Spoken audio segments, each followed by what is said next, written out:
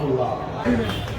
কারণ বিগত 17 বছরে আমি জাহিলিয়াতের বিরুদ্ধে সংগ্রাম করতে গিয়ে, শোষণের বিরুদ্ধে, বৈষম্যের বিরুদ্ধে কথা বলতে গিয়ে আমাকে 9 বার জেলে যেতে হয়েছে এবং প্রায় 3 বছর আমি জেলে ছিলাম। এই যেখানে সমাবেশ করেছি, বক্তব্য দিচ্ছি, এই পিছনে যাত্রাবাড়ি থানায় 3 বার 4 বার আমি রিমান্ডে ছিলাম। ঢাকা মহানগরীতে ম্যাক্সিমাম থানায় মামলা প্রায় 17 উপরে মামলা নিয়ে গত 17 বছর দিনাতিপাত করেছি।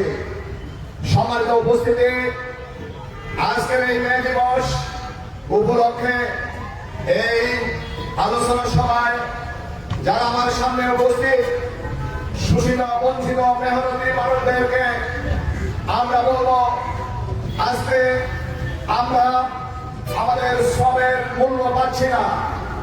আমরা যেখানে পরিশ্রম করছি, মজুরি যেখানে হওয়ার কথা, যারাই ক্ষমতা এসেছে শুধু নেতৃত্বের পরিবর্তন হয়েছে, নীতির পরিবর্তন হয় নাই। আমরা বারবার নির্যাতিত ছিলাম, বঞ্চিত ছিলাম, আমার অধিকার দেওয়া হয় নাই।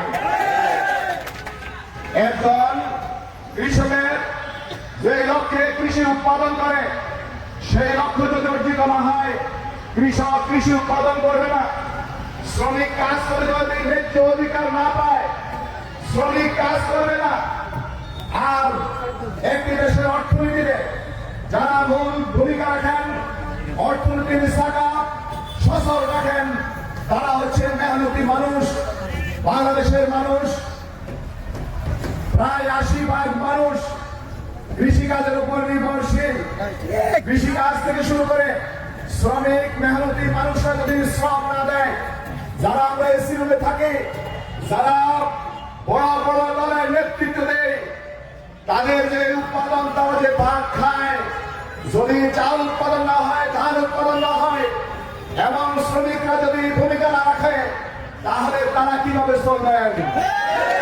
উপস্থিতি, তাই আমরা বলবো, কৃষক শ্রমিক মেহনতি মানুষের অধিকার আদায় আমরা যাকে দিয়েছি, সৎ নেতৃত্ব প্রতিষ্ঠা ছাড়া কৃষক শ্রমিক মেহনতি মানুষের অধিকার আদায় হতে পারে না। সম্মানিত উপস্থিতি, বৈষম্যের বিরুদ্ধে আন্দোলন 17 বছর নয়, গত 54 বছরে বাংলাদেশে আমরা বৈষম্যের বিরুদ্ধে আন্দোলন করছি। এই বৈষম্য দূর করতে হলে, ইনসাফ প্রতিষ্ঠা করতে হলে, শুধু নেতার পরিবর্তন নয়, নীতির পরিবর্তন করতে হবে। আর নীতির পরিবর্তন করতে হলে সারা দুনিয়াতে সর্বশ্রেষ্ঠ যিনি মহামানব, যিনি শ্রেষ্ঠ রাজনীতিবিদ, শ্রেষ্ঠ দার্শনিক, শ্রেষ্ঠ অর্থনীতিবিদ, সেই মুহাম্মদ সাল্লাল্লাহু আলাইহি সাল্লামের নীতি প্রতিষ্ঠা করতে হবে। বলেন, আউযু বিল্লাহি মিনাশ শাইতানির রাজিম, বিসমিল্লাহির রহমানির রহিম, ওয়াল্লাযী আরসালা রাসূলাহু বিল হুদা ওয়া দীনিল হাক্কি লিইয়ুযহিরাহু আলা দীনি কুল্লিহি ওয়ালাউ কারিহাল মুশরিকুন। তিনি আল্লাহ যিনি রাসূলকে হেদায়েত এবং সত্য দ্বীন সাগরে দুনিয়াকে প্রেরণ করেছেন, যেন সকল মানব রচিত সকল তন্ত্র মন্ত্রের উপর একমাত্র কেবলমাত্র শুধুমাত্র আল্লাহর দ্বীনকে প্রতিষ্ঠিত করেন। রাসূল সাল্লাল্লাহু আলাইহি সাল্লাম যেই দিন প্রতিষ্ঠিত করতে দুনিয়াতে এসেছেন, আজকে আমাদের সমাজে সেই রাসূলুল্লাহ সাল্লাল্লাহু আলাইহি সাল্লামের নীতি কি প্রতিষ্ঠিত আছে? রাসূলুল্লাহ সাল্লাল্লাহু আলাইহি সাল্লামের নীতি হচ্ছে, একজন শ্রমিকের গ্রাম শুকানোর পূর্বে তার পারিশ্রমিক পৌঁছে দাও।